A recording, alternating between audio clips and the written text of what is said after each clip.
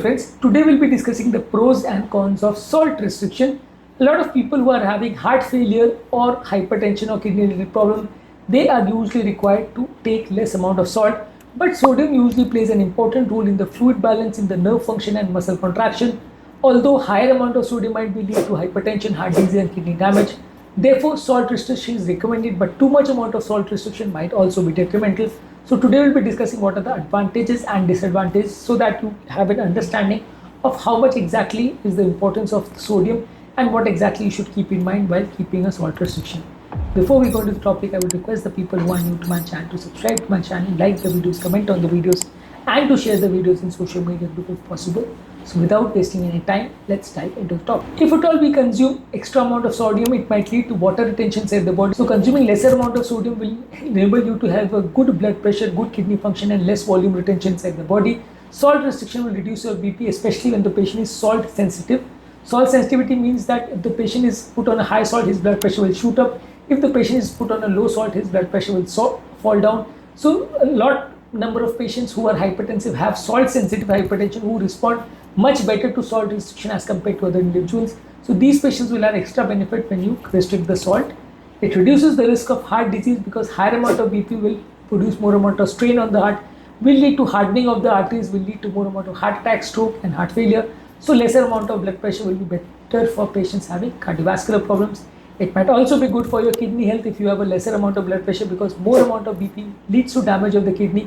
It leads to protein loss inside the urine. If at all you reduce your salt intake, it will slow down the progression of the kidney disease. Higher amount of sodium might lead to water retention inside the body and swelling of the extremities, especially when the patient is having protein deficiency or kidney problem. Edema, ascites and heart failure might be worsened by taking extra amount of salt. So salt restriction is beneficial for patients having volume retention, swelling of the body. Salt restriction is also important for diabetic and insulin resistant patients because higher amount of salt intake might be associated with increased insulin resistance, and it might be associated with worsening of the blood sugar control.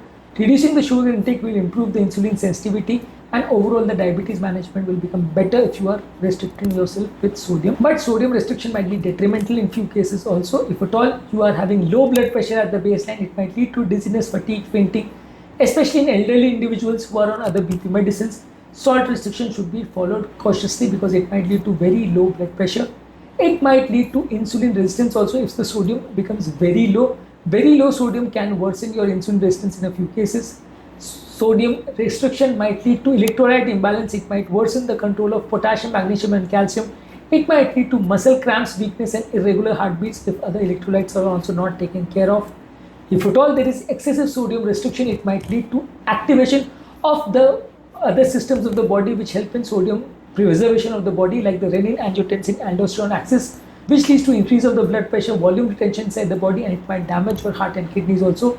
That is why, as a counter regulatory effect to conserve your sodium, the body might activate the renin angiotensin system, which is detrimental for the body. So excessive salt restriction might be counterproductive in these cases. Overall, if at all you are excessively restricting your salt, it might lead to lesser athletic performance of the patient. It might lead to weakening of your muscles. It might lead to dehydration and poor recovery of your muscle after your exercise. So overall, excessive salt restriction is not very good for athletic performance, and overall your work performance will also reduce by keeping sodium restriction. Overall, people should restrict their sodium intake to 1.5 to 2.3 grams per day, or 3/4 to 1 teaspoon of salt should be consumed. Or people who are athletes, they should consume around 3 grams per day, or maybe 1 teaspoon of salt should be consumed for the entire day. For heart and kidney problems, depending on the severity of the problem, you can discuss with your doctor and reduce your sodium intake to less than 1 teaspoon per day.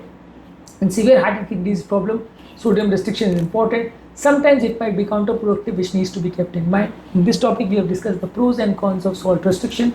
In other videos, we have discussed other dietary topics as well. Please check out on those videos as well.